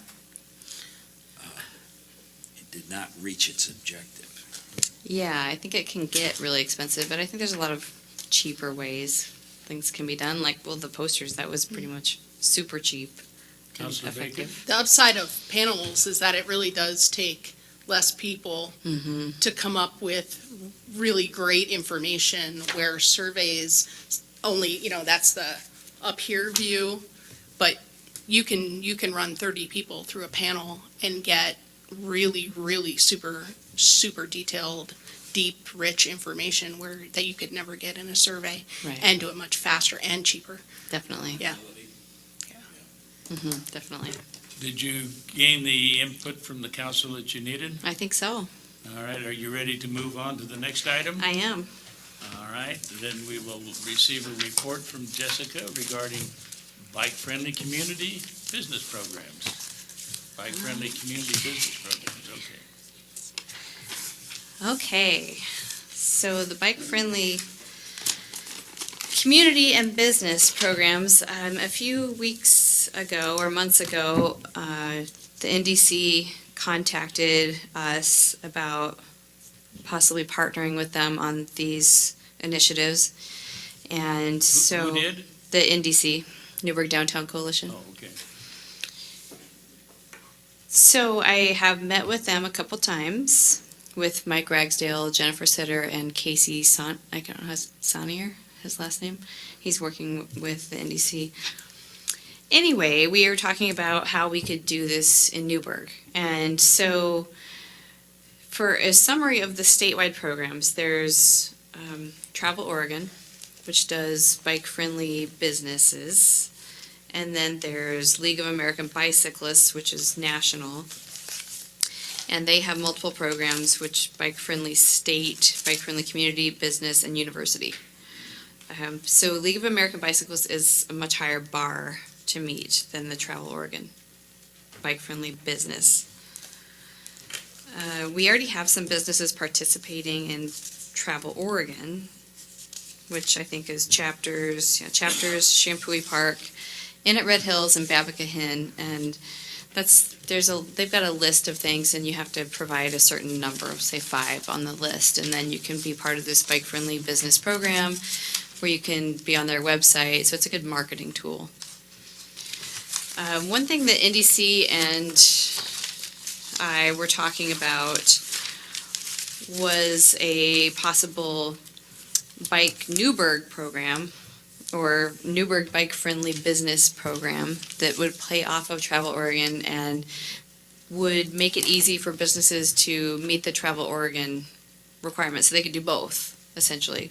But NDC is working on a shop local program that would be window clings, and so we are talking about just adding the bike-friendly, like some sort of logo that they would add to that window cling. So it would show, look, we're shop local, we're bike friendly, and there's talk about a pet friendly, so there's different things that we could do. The program would use the same list of bike friendly services and amenities, but it would have some mandatory ones that we thought were important to be actually bike friendly instead of just token bike friendly, which some of the Travel Oregon ones are, and then some optional ones. Other things that we thought could work locally were just to promote the Travel Oregon program, to have a bike summit, which would basically roll out this newer bike-friendly business program. And then we were thinking, we've got this cultural center, we got the library, we could do classes on bike mechanics, on bike safety, all these things. We could just have a larger bike strategy. We were talking about, like, biking is big in our area, so why don't we have maps and routes showing out to the wineries and businesses that are bike friendly, and possibly rental bikes. And I know that Mike Ragsdale was going to talk to CPRD about doing rental bikes. Possibly an extension of the Willamette Valley Scenic Bikeway. That may not be likely, but it ends at Shampooey. But the Highway 219 bridge is a major barrier. I mean, that's pretty scary. I don't know if you've ever ridden your bike across there, but it's pretty narrow. But there's a lot of stuff that we could do, and there was a lot of excitement about, like, all these ideas. And then if we wanted to, in the future, pursue this League of American Bicyclists bike-friendly community program, then that's, the national status. I think I put in here the cities in Oregon that are already participating. There's quite a few, including of our size, the Albany, Sisters, Ashland, and then they've got the bike-friendly university, so we could encourage George Fox to participate in that. I mean, Newberg is pretty flat and bike-friendly, just topography-wise. It's small enough you could get everywhere by bike, so it's really something we could definitely encourage. So this is basically just an overview of these programs, but I wanted to get your feedback about our city involvement in these programs because, it's staff time, then it might require asking for funding for various programs. I don't really have an idea of what that might entail because we haven't really gotten into the details of what that would be yet. So, if you're not interested, then we would just say NDC will go and do it on their own and we won't partner with them on that sort of thing. Or, we will, and it'll be minor or more involved.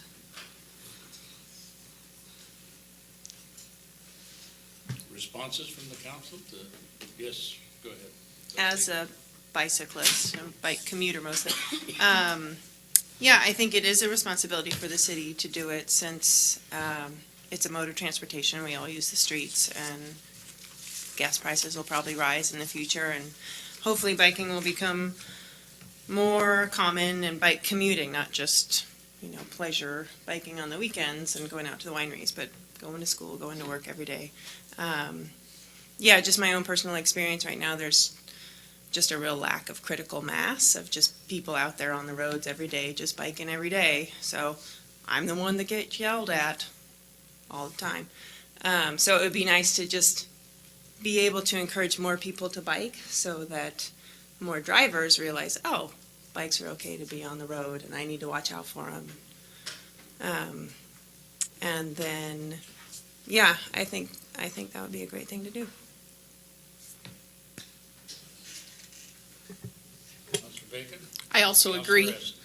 But I also agree, and that also opens the door for more bike education, because that is a serious lacking. I mean, I see bikes in the crosswalks all the time. I see bikes, kids it's frightening. It's frightening. But the more that are out there and the more we're bringing it to people's attention, the more opportunity we have to really show how to be a good steward of both cars and bikes and pedestrians, all of us. We're here to share this space, but share it in a way that we're all doing the right thing. So as a car driver, I know what you're going to do as a pedestrian or as a biker and vice versa. Councilor Hessen? Councilor I Jones? have been bicycling a lot lately, and we have some pretty good biking streets. And out bicycling, I see a lot of bicyclists. Not as many as the cars, but still an awful lot of bicycling, and it seems like we're pretty well set up for it. There's a lot of bike lanes, and even in the ones where they're not, you can go streets that aren't as crowded, and so I think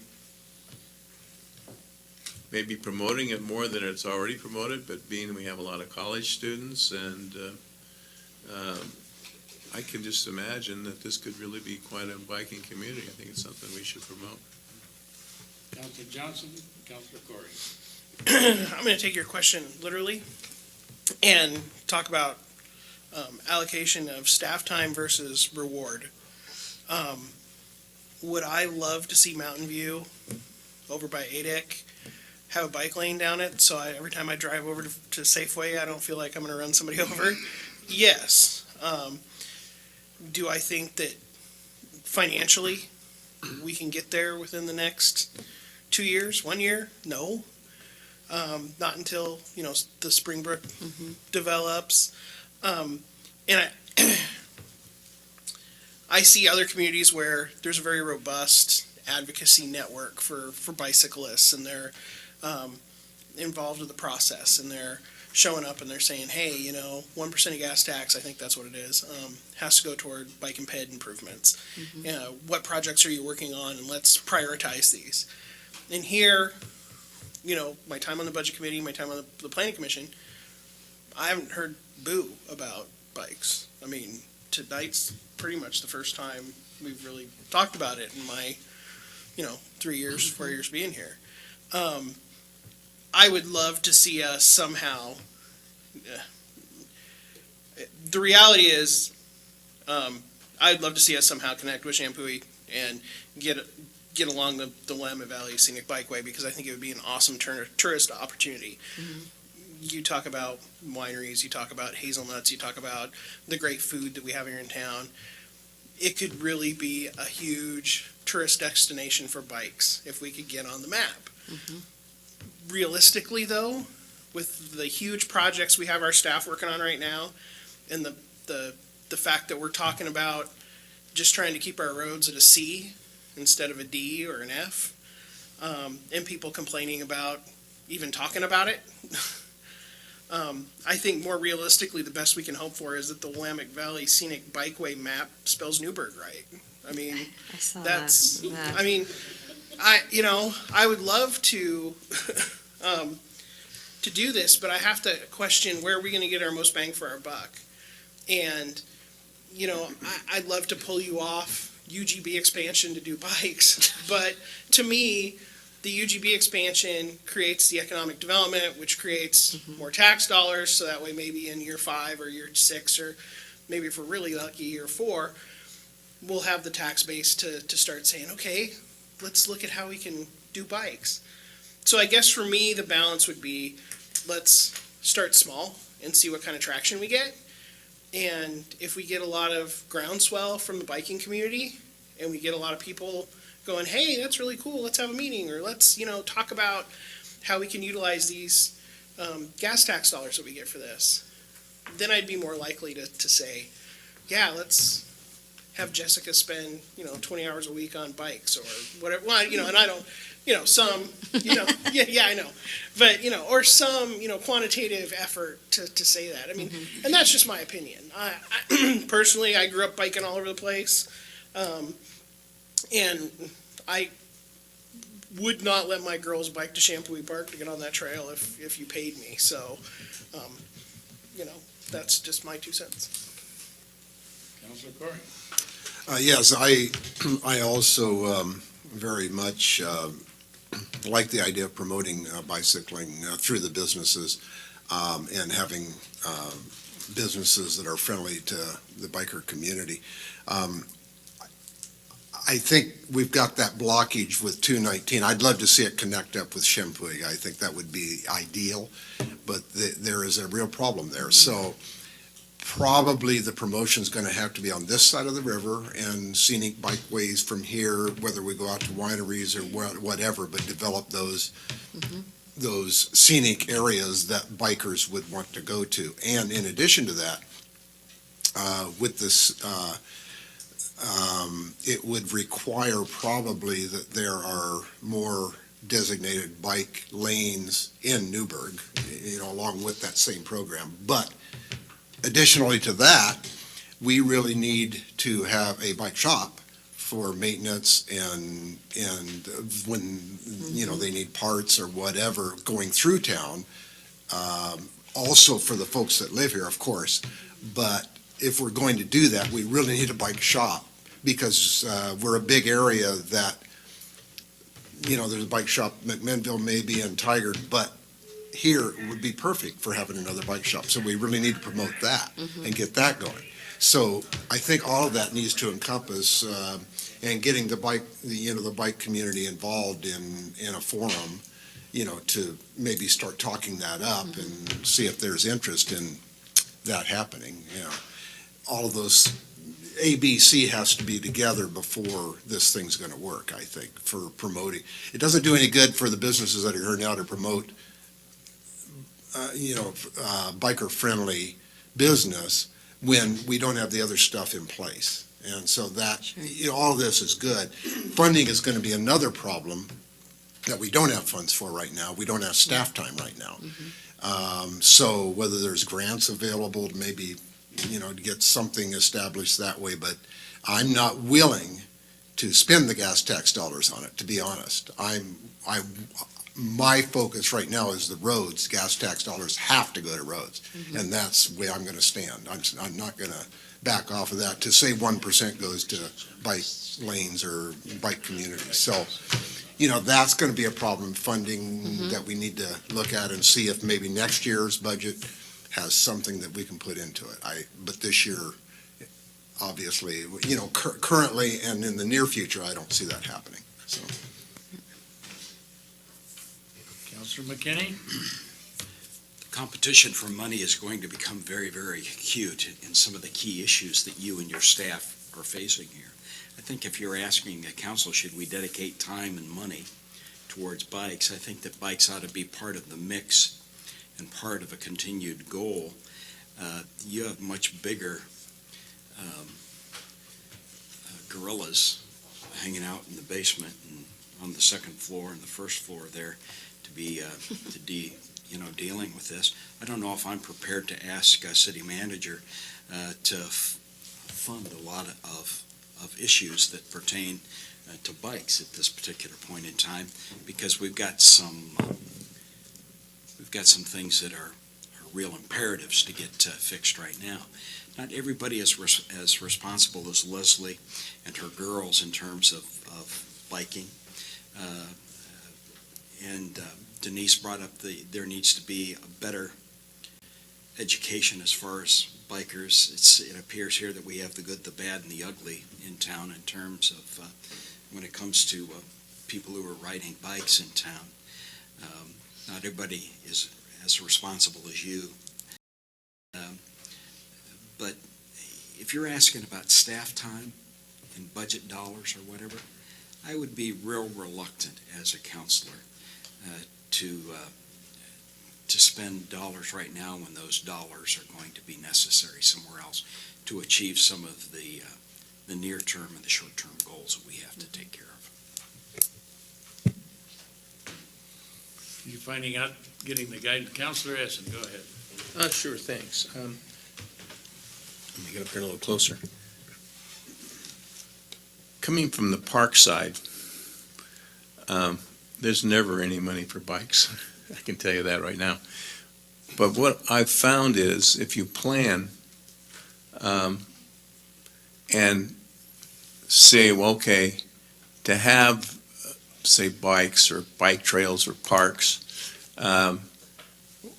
it would cost this. And what I found is that with that plan in place, I can go get the money because there's special funds just for that. That's one of the things that we're trying to accomplish is if we get everybody's butts out of the car and on a bike, maybe the oceans wouldn't be rising so fast. So to say that we can't do it, I can totally look at the numbers, and I also just had a discussion with Jay who said, I'm going to have an awful lot of projects, and my question is going to be, how am I going to get them all done once I have the money? So even if we had the money in place, there's an issue there. But if you don't plan for it, I can guarantee you it won't happen. So I'd like to at least see it in the planning stages as my direction, whether or not we can see it happening right now. But sometimes you'd be surprised. There's money for those bikes when there's not any money for anything else. It's amazing. And I know, for instance, that because I've been involved with planning, doing a regional park plan with Jehalem Park and Recreation, and I know they're doing a lot over there outside of what the city's doing. So it's a lot, not going to be as hard as you think, and it's going to happen whether you wanted to or not, or whether you want to be involved with it. So I'd say at least keep an eye open for the planning stages of it. I don't think you're going to find that the council is going to be real sympathetic to taking on the sponsorship of anything. If there's a place where we could partner with the NDC, very possibly, but I don't think you're going to see the council raising the flag very high on the flagpole. Yeah, that's great feedback. And I should have prefaced this with that we already have a Bike Newberg program, which has been relatively dormant for the last year or two because of funding. And so now we're spending more on ADA curb ramps and stuff like that with that 1%, which is great. We obviously need to do that. But we're able to get those bike boulevards done on Meridian, up to Joanne Austin Elementary, down to the skate park. So, and we have our bike rack cost share program still and our bike maps. And so we're not doing much on that program now, which is because of funding and things like that. But yeah, this would, there was all these different levels of participation or not. And so that's great feedback, and I'll pass that back on to NDC. There was an interesting thing came up just recently on some issues dealing with parking on an arterial. Biking? An issue dealing with parking on Oh, an parking. arterial. And in that came out, well, that's fine. These arterials don't have any bikes. They were talking about bike lanes, and there's no bikes on arterials. And I said, whoa, wait a minute. I think you'll find that there are sharrows on Villa, and that's one of our Collectors. collectors. Yeah, our that's a collector. Designated collectors. Mhm. And, so when you're doing this, I would suggest also bringing the traffic safety people into the discussion so that they're on board with you and not again you, and don't have mixed messages coming to them, so that they're also part of it. Yeah, Because that's they're that's a going to great feed idea. their recommendations to this council too. Truman was just talking to me about that, about talking to Traffic Safety Commission about streets things that we do. Thank you. I appreciate that very much. Thank you. With that, we move to council business, and the only thing I have on the council I might have a second item, but is there anybody that has any discussion that they want to enter into with our finance director on the financial report? Very good. Then we'll move on. Oh, was there any? None appearing. Something that, and Jessica's discussion brought it up that I'm going to add myself to council business for one item that I didn't earlier. I take the prerogative that the attorney usually gets. You want me to use this? Anyway, I did not get any dinner tonight because I was on a tour with Senator Merkley on the bypass. And he's very impressed with what we have, and, he'll represent us in Congress on the issues of our dedicated corridor, or the primary, what do they call it? What is it in the FAST Act? Anyway, the specialty corridor, and will be working with us on Tiger 3 for getting more funding for the second phase, et cetera. But one of the things he is very interested in trails. Now, we were talking about bike routes, but the senator is very positive and very interested in trails. And he asked twice about trails or bike routes or what have you that would be paralleling or in the vicinity of the bypass. So this is not just this area, this is not just Oregon. This is an issue that there are those in Congress that are highly supportive of. And not necessarily they're looking to the city to do it, they're just interested, is this part of the overall plan in this general area? So we need to know that also, that can be a resource, is what I'm kind of leaning towards. We do happen to have that as a potential resource at the federal level that may be channeled through the state to get to us.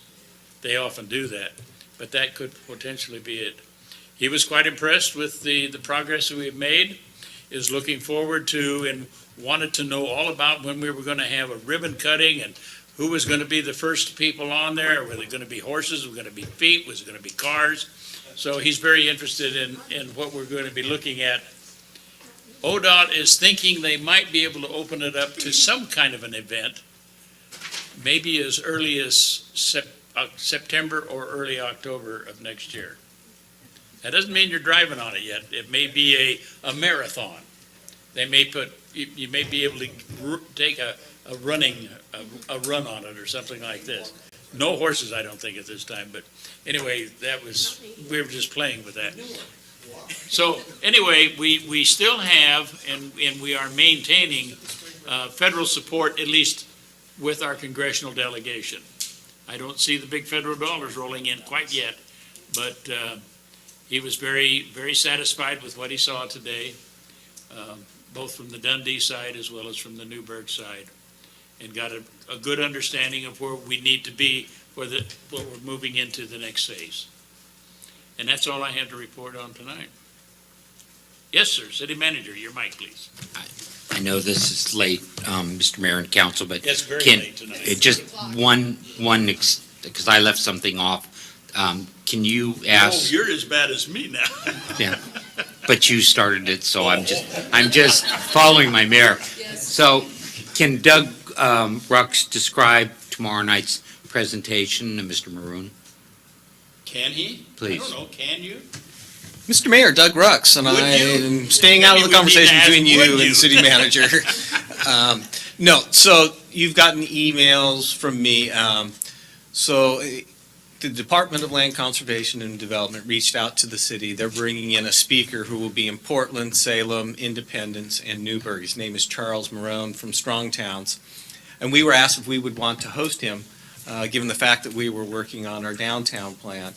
And so he will be here at 7 p.m. tomorrow evening in this room to have a presentation to talk about traditional downtowns and the economic vitality of downtowns and what those bring to communities as a whole. Staff and a few others will actually be with him at 3 o'clock in the afternoon. We're going to do a walking tour of downtown to get him more familiar. I've passed a lot of information to him and his staff over the last 3 weeks or so to get him up to speed with what we've done with our downtown plan to date, with our transportation system plan, our economic strategy, our tourism strategy, and so forth, to kind of get him familiar and some demographic information on the city. So he will give a presentation tomorrow evening. We've talked about maybe 40, 45 minutes of kind of his presentation and then 20 minutes or so of questions and answers. So we pushed this out to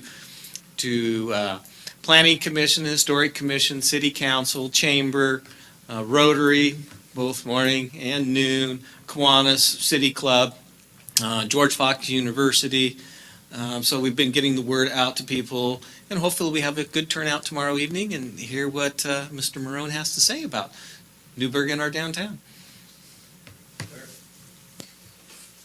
Here, in this building.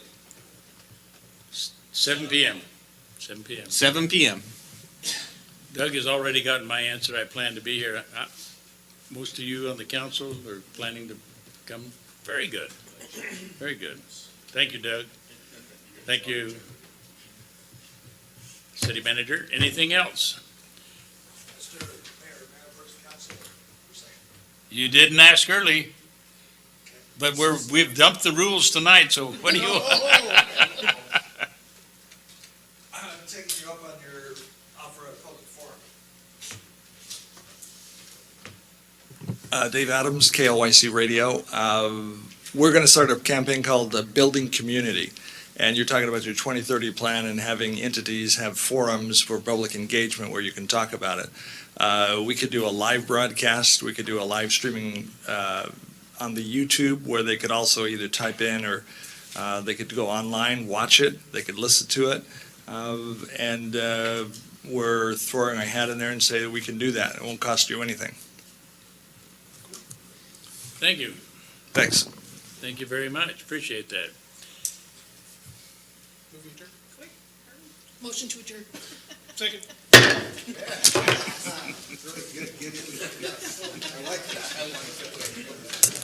But we didn't give Leslie a chance.